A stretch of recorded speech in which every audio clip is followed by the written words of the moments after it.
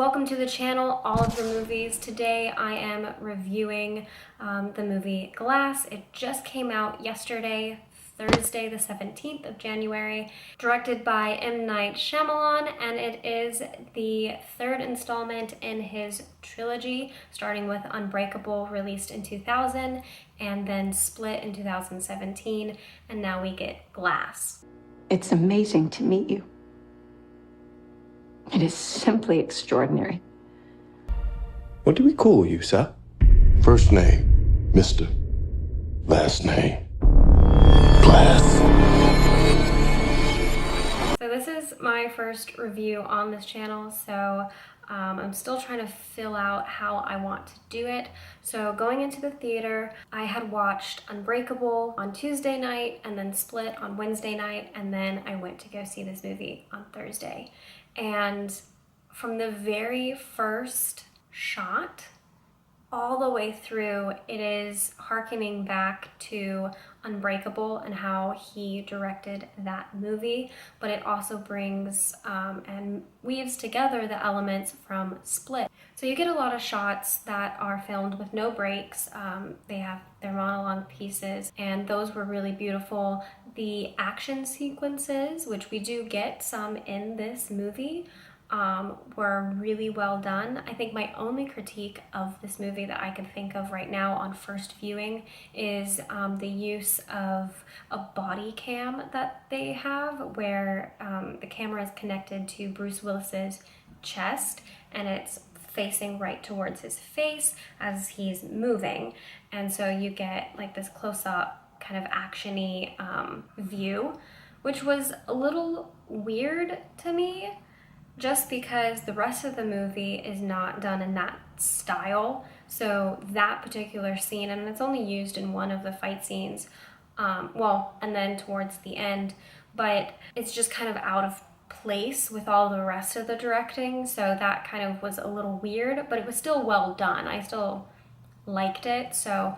if I had to critique something about this movie, that's what it would be. Overall, this was a really good continuing story from Unbreakable and Split. Okay, so a little synopsis is you get to see the three characters. You get David Dunn, Kevin Wendell Crumb, and you get Elijah. And you kind of get to delve into their characters a little bit more and see them interact with each other, and you get a lot of backstory.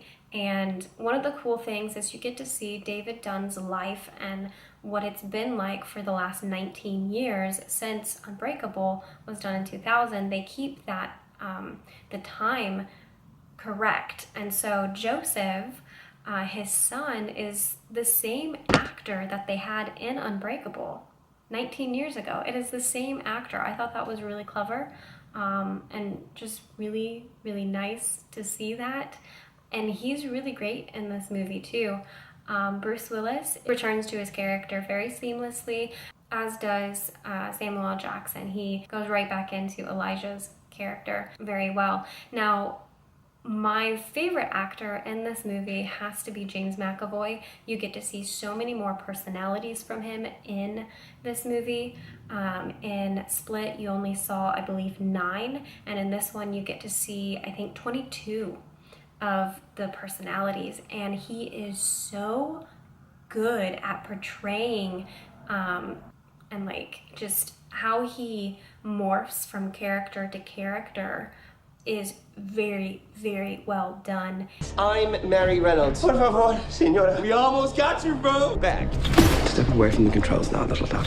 Can't beat the beast! It's coming any minute now for you guys. Now, who'd like a PB and J sandwich? Just perfection. You also get to see, of course, M. Night Shyamalan. He always makes a cameo appearance, and it's really clever, his character in it. Also, you get to see some flashback to bring in story. So it's a very, very good mix of Unbreakable and Split, and continuing that storyline. I think M. Night did a really, really good job at it. Now, of course, it is an M. Night Shyamalan movie, so we're going to have a twist ending. It's inevitable in his movies. And so the entire time going through, I was like, okay, what is the twist gonna be? What is the twist gonna be? And it caught me off guard very pleasantly. I don't know if everyone's going to like the ending. At first, when you get when the twist is happening, I myself was like, no. But then as it keeps going into the twist and you keep finding out more things and more things, by the end of the movie, I was very satisfied with the direction that he took with the story, the characters, and the ultimate ending of the film. I don't know how everyone's going to receive it, but again, no spoilers right now. That's pretty much my overtake. Good directing style, great story, actors were superb. This overall is an A movie in my opinion, and it is totally worth the theater ticket. M. Night Shyamalan is probably one of my favorite directors, if not my favorite, and this movie kind of proved to me why I love him so much. Okay, so now I kind of want to talk about the ending of this movie a little bit. So if you haven't seen it, go watch it in theaters. I do recommend it. And then come back and let's discuss some spoilers. They do bring back, of course, Casey. At first I was like, well, how in the world are they gonna bring her back? And how they did bring her back and interweave her into the storyline, I thought was very clever. And since this is spoilers and you've been warned, she is the calming factor to the beast. She combats his lack of love from his mother with her touch and with her love and still finding good in him.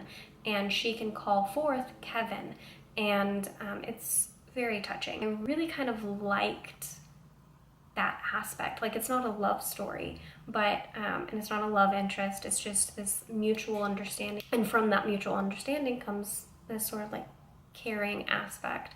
So I really liked how they did that. It was cleverly done, not over the top. And the ending, I kind of don't want to say it on camera, but I guess everyone dies. There, I said it. And I don't like those movies at all.